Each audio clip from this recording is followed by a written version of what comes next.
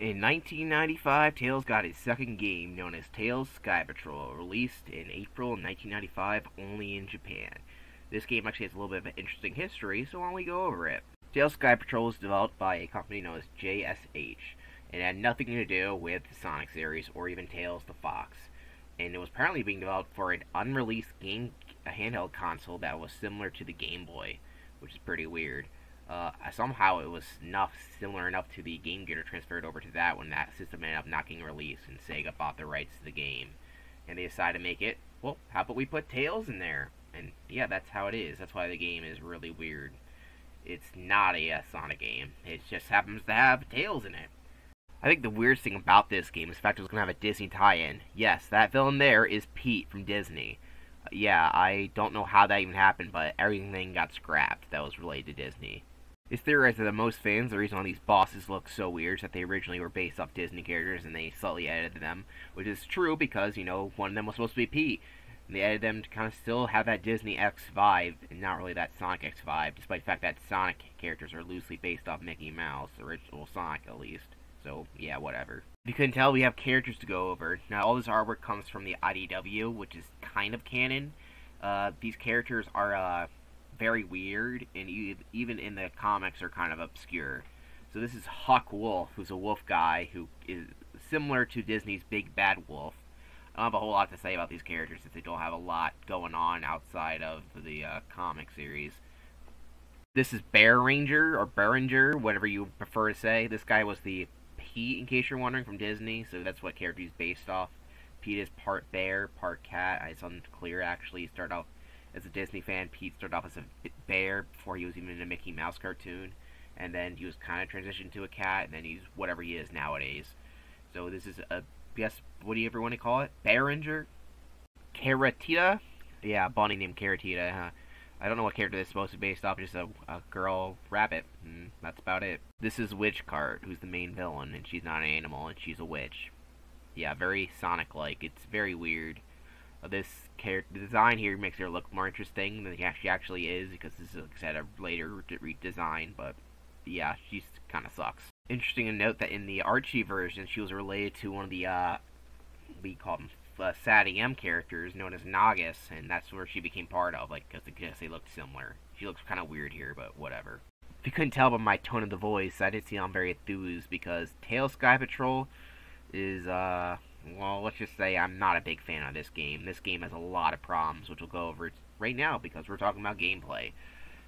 It's basically an endless flyer, if you will, where Tails is always moving right, and you can kind of slow him down by holding the left, and you can, of course, go up and down. But if he climbs on anything, he'll crash. Some things will instantly kill him, other things will just fall down, and he can pick himself up by pressing the button again. Both buttons do typically do the same thing, but sometimes they don't, but I don't even know. It's unclear. Essentially, you have a meter for flight, and you gotta collect mint candies. Yeah, Tails is obsessed with mint, which is actually a part of his personality to this day. I'm not sure if this game has anything to do with that, or if they changed it. Who knows? Either way, this game is hard.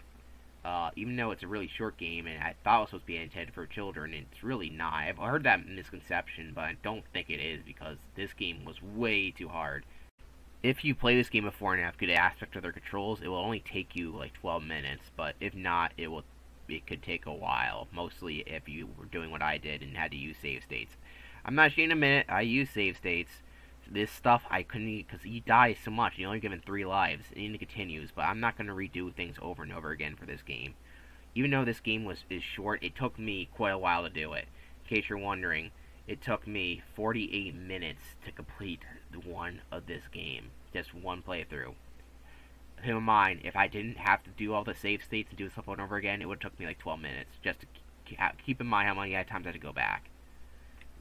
And you could say I suck at this game, but really this is more similar to Silver Surfer than any other Sonic games. If you know anything about that game, you know it's a really hard NES game where everything basically kills you, and even things like this, these little blobs things can kill you, and you have to die because you accidentally saved state next to it, like an idiot. There are items like balloons and animals that keep Tails in a straight path for the most part, but they're really not that useful in minecarts, which don't really seem to do much. One of the weird things about it is Tails is holding a ring, and that's how he hits enemies and such.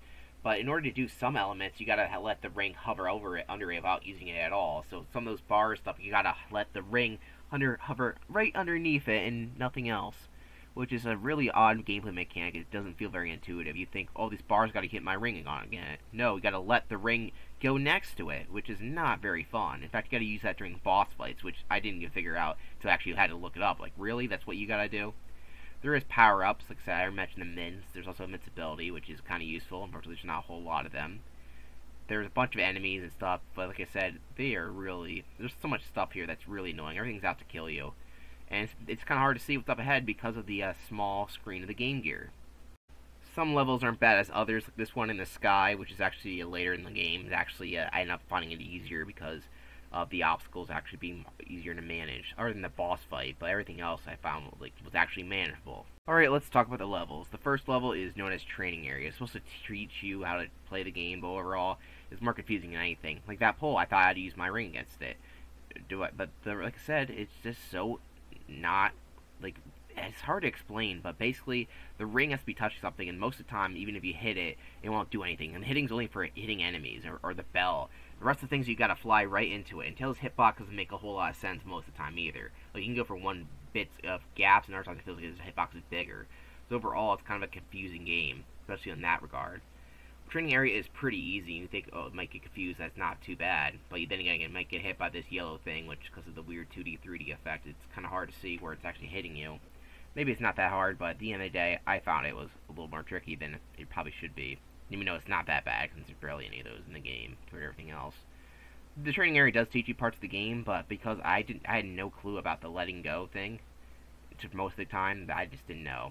There's also these things like chaos emeralds. They're not chaos emeralds, they're just things for points, so essentially they're worthless, so don't even go after them. A lot of times I feel like I touch them, I don't even get them, so basically they're pointless. The only thing you need to go after are bells, and the invincibility, and the Mitt Candy. Other than that, everything else is shit. The next level is Rail Canyon. Basically, all the rails are now in a canyon with all this other stuff. And basically, it's the same thing as the last one, except it's a lot more difficult, a lot more obstacles, and even enemies. The enemies in Tails Skypatrol are kind of weird because, like I said, the game is kind of mostly a Sonic game, so these aren't have any rhythm or rhyme. The main villains, like I said, are not Eggman creations or even just random human and animal buddies. And yeah, the enemies are also weird, like this balloon gun. It's a gun on a balloon, more like a cannon than anything. You hit the gun and that gives you a balloon that you can use like the rest of the balloons in the game. Bee Fly, which is confusing. Is it a bee or is it a fly? Who knows? Looks like one of the Sonic enemies from Sonic 2, but it's not. It's just a bee fly. Doragami is a turtle-looking robot. It looks similar to the Turtleoid Badnik from Sonic 2, but it's not. It just throws projectiles. They're pretty easy, though. The biggest problem with this level, including most of the other levels, is how tight everything is. Because Tails' hitbox is basically on his feet, from what I think. It's kind of you actually have less room to maneuver than you think you do. In this section here, I was trying to get some bonus candy, and then it turns out I gotta collect this balloon and have a precise movement in order to get back up, and it's kind of annoying. So Bakushi, I think that's how you say it, is this weird crow gunner that shoots at you. It has a similar pattern to the what do you call it? The Buzz Bomber from Sonic. Overall, these guys are kind of annoying because they come in 3 pairs, so you gotta avoid 3 bullets. After all that hassle at the castle, we finally find our first boss battle, who is Huck Wolf. Great name. I was very confused while I was doing it, because I thought, oh, I must use my ring to hit him. This isn't too bad, I'm hitting him. He's shooting bombs at me, and then I'm about to die. So this boss fight took me a while, because I couldn't figure out what I was doing wrong. The first enemy in this level is Boundhead. It's just an orange bubble. Don't know what it has to do with a head, but whatever. So it turns out what you gotta do is you got to actually pick him up with your ring, which means you gotta hit him and then grab him. You can pick up his bombs too, but I don't think it does anything. There's no clear health bar or anything, so you have no idea. And then that kills him. His bombs kill him. But you can pick him up too, and that's when you defeated him. You do that for every boss fight, basically. I don't know why they designed it that way. Why does hitting the ring not do anything? Why can't I pick him again and then grab him? Wouldn't that make sense, game designers? But oh well. We're in the next level, so who gives a shit? This level is known as Ruin Wood. Even though it's called wood, it looks like we're in a cave, so I guess the game designers don't know what the forest looks like, but whatever. This level has a bunch of enemies, and they're all annoying, and it's incredibly tight level design, and we're gonna die a lot here. Capture Berry. It can capture Tails for a little bit, and then just lets him go. Not very interesting. They're very little, these guys, and they value very little, so they suck. Gon's a little mecha T-Rex guy, looks to bite on Tails and tries to jump at him from down below. There's not a whole lot of these guys, and overall they're not too bad. The obstacles are way worse than the enemies, you can tell in this game. Anorton is a weird skeleton that bursts into multiple different bones. While it looks interesting, it's pretty easy to deal with, so you won't have any trouble with this guy. Anokichi is a weird little bug guy that doesn't do a whole lot, so they suck. Eventually I got into a groove, and then I found this section. This is the section that can kiss my ass. There's a bunch of random brown bubbles that have a weird pattern that you got to either slow down or speed up in order to get past. And the pattern is so unclear most of the time, and it seems like there's so very little gap here. You gotta take me forever to figure out what's the best way to take. It's so unintuitive. The fact that the bubbles are all different, going different random patterns, and they're not random, but for you it looks like it's random. Like look at these, 4 different bubble patterns, or each of them are going your thing. You can slow down, but then they're going to build up behind you. You speed up, but then you don't know what might come in front of you. So it's basically a fuck me situation. Eventually, I just got lucky, and I was able to get past all that nightmare. Eventually, we'll get out of the cave, and we're kind of in a castle-like area. I don't really understand it, since, there's no wood still. But in the background, there's mountains. Where's the wood part of the ruined wood? They've lied to me. The boss fight here is Behringer, who was originally P. You gotta pick him up for your thing, but it's kind of hard, because he throws up like a bunch of crackers at you. I don't know what that is, but it looks like crackers. Once you get the hang of it, it shouldn't be too bad. You'll be able to get him into a good rhythm, for the most part, though you might die like me. But overall, if you know the pattern, you can get him. Just make sure you grab him and make sure you don't die like a dumbass. Eventually, with enough patience and blood, sweat, and tears, you eventually will kill this bear motherfucker, and you'll take him to his mother. I just realized that I didn't mention the story, so I'll mention it now. Tails sets off on his adventure, and then he comes across some random woman who's running around. And that's about it. That's the reason why I didn't do it, because there's just 3 people on this random island that Tails went off to explore. It's not unlike the other game, which actually has some interesting lore that people would like to put out. There's another Tails game on the Game Gear coming up next. But this one doesn't have a whole lot going for it. It's just like, oh yeah, Tails goes on an island without Sonic, and there's no Eggman's not involved. Who are these people? And that's about it. Pretty lame. So anyway, this is the next level. It only has 3 enemies, and they're all from the previous levels, that being the Balloon Gun, Duragami, and Tabaxi Crow. There's nothing too exciting here.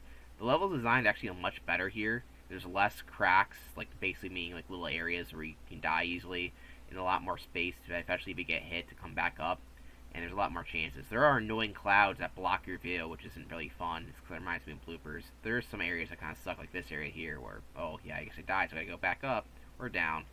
Overall, nothing is too bad. It's the most playable level, though there is some bullshit areas that you can't see. You can try to dash ahead, but uh-oh, there's something in my way. Oh shit, if only I could turn to the left, but Tails forgot how to turn left. The boss fight of Caroletta, wherever her name is actually kind of difficult because of the fact that she's in the sky and shooting a bunch of carrots at you.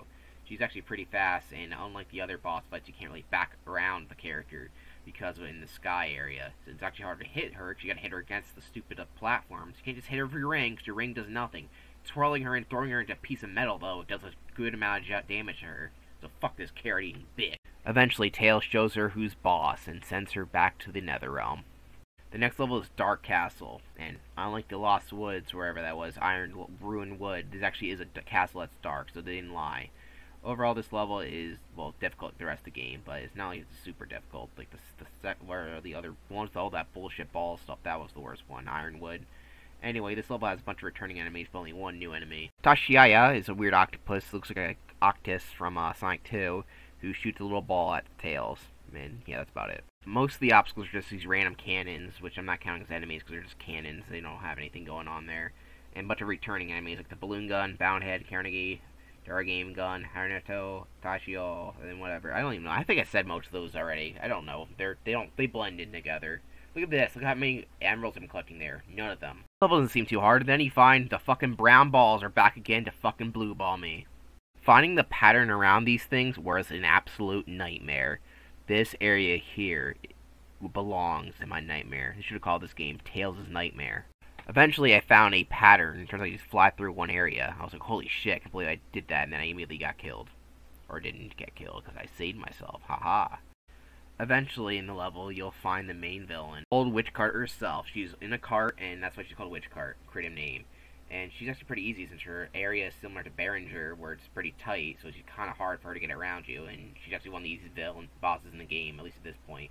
She She shoots a lot of crackers at you, but at the end of the day, she's an old, crinkly old witch, so let's give her the duty and give her a booty. I don't know. I'm going crazy. Eventually, Tails will send her to the Nether Realm, I guess. I have no idea where he's taking her. And then Tails will fly off in the night sky and think, wow, what a great adventure I just had. Well, sorry, Tails, your game sucked. I prefer Tails and the Music Maker. And I'm not joking about that. You couldn't tell from my video, I think this game is absolute trash. It's not fun to play. It's way too difficult. And I don't mind difficult games, but this one just doesn't feel like it has any right to be this difficult. Difficult games have to have some bit of fun to them, and at 1995, they're getting a little archaic. Now, there's some NES games that do the difficulty thing just fine. Tails Skypatrol is just not one of them. It's more similar to Silver Surfer than something like Castlevania, if that makes any sense. It doesn't feel like there's a great amount of ward, and some things are just unintuitive. My least favorite thing in video games is things that are unintuitive. The ring mechanics are so stupid, they make no sense. The fact that you have to hold down it rather than using the actual button to do anything is annoying. Most of the time, you don't have to do anything. You have to line it up, which that's not fun. Why can't I shoot my ring at people? I kind of can, but at the same time, I really can't. And it's just really annoying and bullshit. It feels like one of those games that made just for little kids, but it's not. It's hard as hell. Overall, I don't like Tails Skypatrol, and neither did, I guess, a lot of people, because this game was never released in America. Now, keep in mind, there's only 2 reasons why a game is not released in America. 1, the game has a lot of text, and it's hard to translate, and it's not worth it unless they think that there will be some marquee value for that, because it costs a lot to translate. It's actually a lot of text, mostly RPGs. And 2, the game is shit. Mario Bros. 2, the original, was not translated over to English in America, not because there's any text, but because it sucked. Sonic Drift 1 sucked. It was never translated in America. Drift 2, because it improved on the formula, was released in America. Tails Skypatrol was not released in America. The reason why? It sucks. Tails Skypatrol is released only on the Game Gear and only in Japan. Makes it a little more rare and obscure, making it kind of an expensive game. You can probably see it by its $83 loose price tag. Overall, you're not going to be able to find this game easily, and you have to get it from overseas if you want it, at least in English-speaking countries, which I'm assuming I'm mostly talking to because I speak English, because I don't know how to speak English language, because I don't really speak English outside of these videos. If you know me, I don't really talk at all. But whatever, Tails Skypatrol is not a game that was worth seeking out because Game Gear sucks. It's only in Japan, and it's way too expensive. Sonic Adventure DX, like I said, has every gamer game. You gotta unlock them. So yeah, if you want Tails Skypatrol, you gotta play Sonic Adventure DX in order to play it. Sonic Gems Collection also features Tails Skypatrol. Because like this is a gem. It's not. It should be. If it was Sonic Turds Collection, then maybe that would be an accurate title. But it doesn't belong in a collection called Gems Collection. Because keep in mind, Tails Skypatrol is not a gem. It's a turd.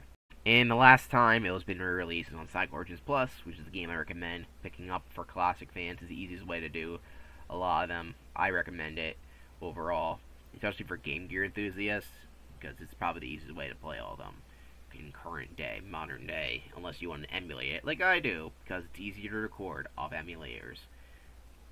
Tails Skypatrol went to the absolute bottom of the tier list. It, along with Sonic Drift, were not released in America for obvious reasons. They suck. It's unfortunate that Tails only has 3 games, and one of them is a generic educational game, and one of them is complete trash. But maybe Tails' next game will be better. We'll see. Well, I'll see you then when I cover Tails Adventure.